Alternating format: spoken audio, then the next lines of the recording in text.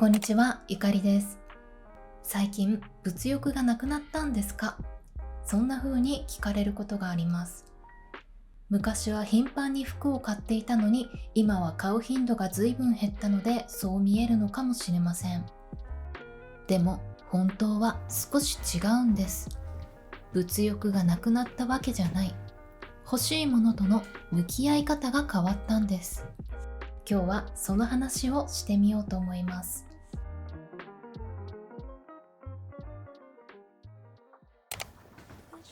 実は今でも欲しいものはたくさんあります。夏に着る新しい T シャツだったり、ぬいぐるみだったり、新作のカメラだったり、ジュエリーの宝石を探している時間も好きです。だから物欲がなくなったわけではありません。でも一つだけ大きく変わったことがあります。昔はいいなと思うとそのまま欲しいになっていました。でも今はいいなと思ってもそれだけで終わることが増えました。お店へ見に行くのも好きです。新作を見るのも好きです。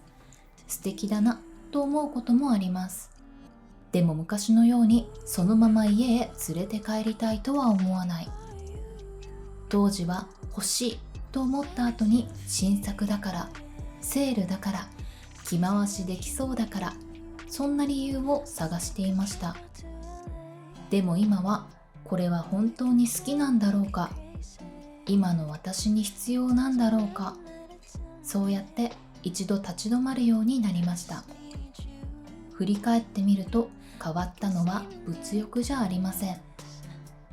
欲しいを判断する基準だったんです。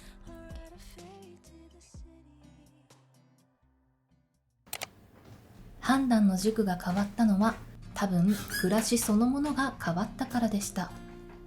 考えてみると何か一つの出来事がきっかけだったわけではありません。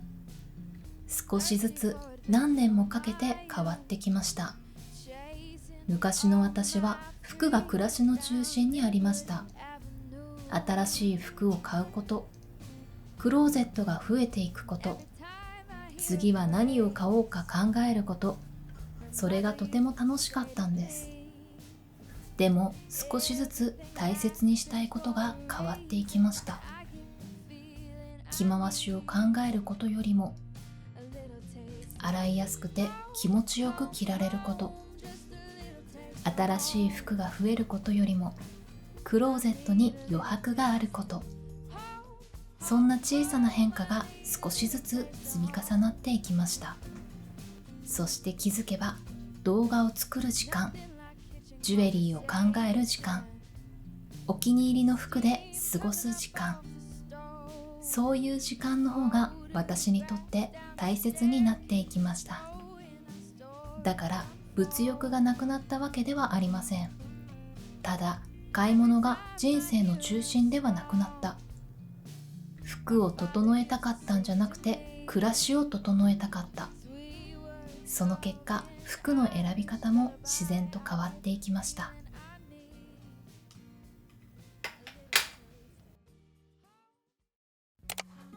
ここまで話してきて思うのは、物欲が減ったわけではなかったということです。本当に変わったのは暮らしでした。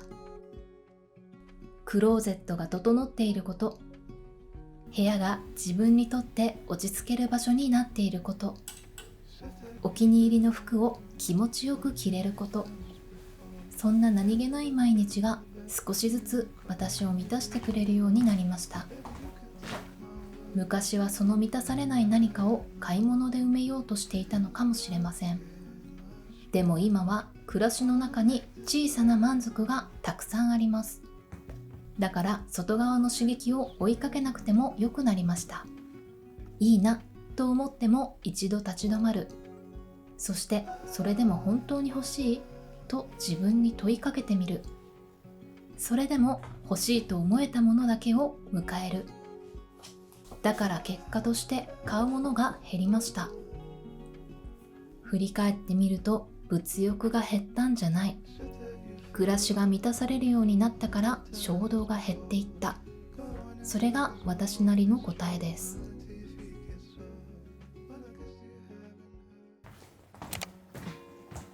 今の私は買わないように我慢しているわけではありません。買わないと決めているわけでもないし、欲しいものを無理に諦めているわけでもありません。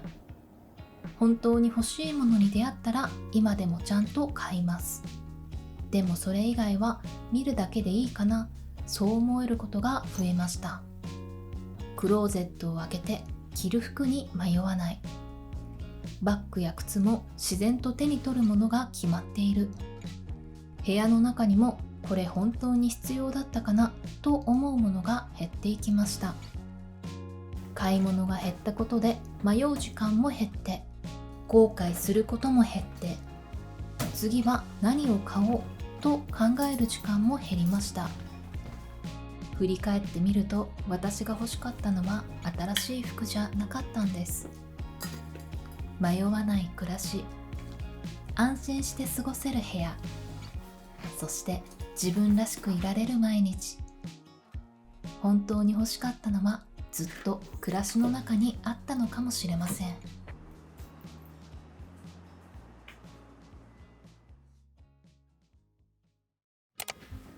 もし昔の私に一つだけ伝えられるとしたら、物欲をなくそうとは言わないと思います。無理に我慢するときっとまた欲しくなるからです。それよりも毎日を少しだけ心地よくすること、クローゼットを整えること、部屋を好きな空間にすること、自分が落ち着ける時間を増やすこと、そういう小さな積み重ねの方がずっと大きな変化につながりました。振り返ってみると、私が減らしたかったのは物じゃありませんでした。満たされない気持ちだったんです。だから物欲を減らそうとしなくていい。むしろ私は何かを欲しいと思えることは心が元気に働いているサインなんじゃないかと思っています。暮らしが少しずつ整っていけば、欲しいものもきっと少しずつ変わっていく。私はそんな風に変わっていきました。